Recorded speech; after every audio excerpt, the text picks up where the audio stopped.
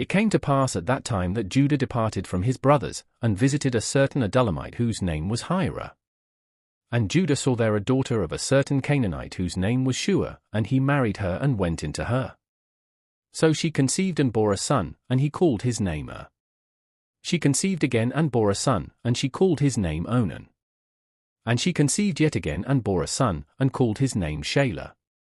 He was at Shezib when she bore him. Then Judah took a wife for his firstborn, and her name was Tamar. But Judah's firstborn, was wicked in the sight of the Lord, and the Lord killed him. And Judah said to Onan, Go into your brother's wife and marry her, and raise up an heir to your brother. But Onan knew that the heir would not be his, and it came to pass, when he went into his brother's wife, that he emitted on the ground, lest he should give an heir to his brother. And the thing which he did displeased the Lord. Therefore he killed him also. Then Judah said to Tamar his daughter-in-law, Remain a widow in your father's house till my son Shelah is grown. For he said, Lest he also die like his brothers. And Tamar went and dwelt in her father's house.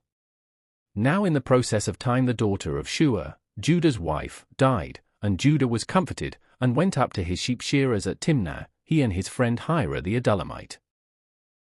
And it was told Tamar, saying, Look, your father-in-law is going up to Timnah to shear his sheep.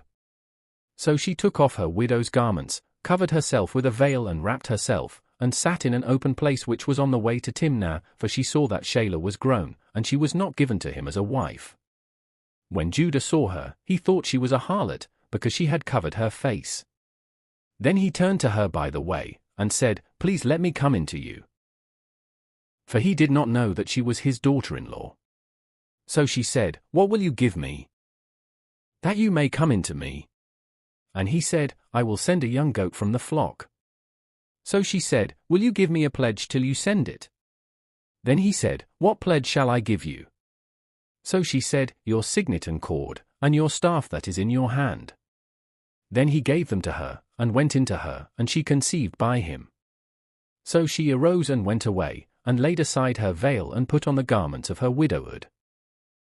And Judah sent the young goat by the hand of his friend the Adullamite, to receive his pledge from the woman's hand, but he did not find her.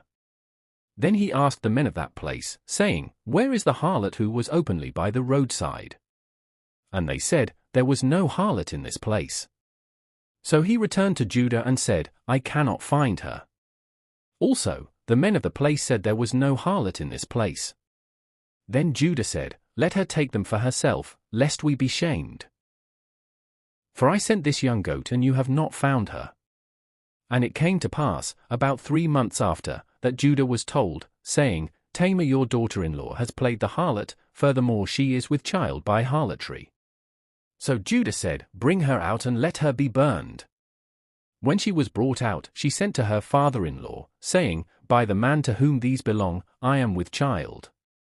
And she said, Please determine whose these are, the signet and cord, and staff. So Judah acknowledged them and said, She has been more righteous than I, because I did not give her to Shelah my son. And he never knew her again.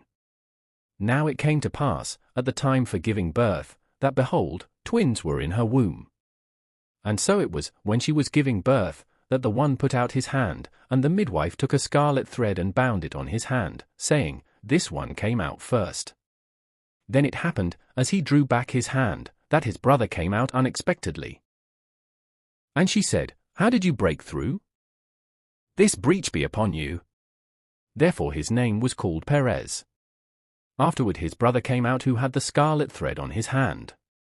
And his name was called Zerah.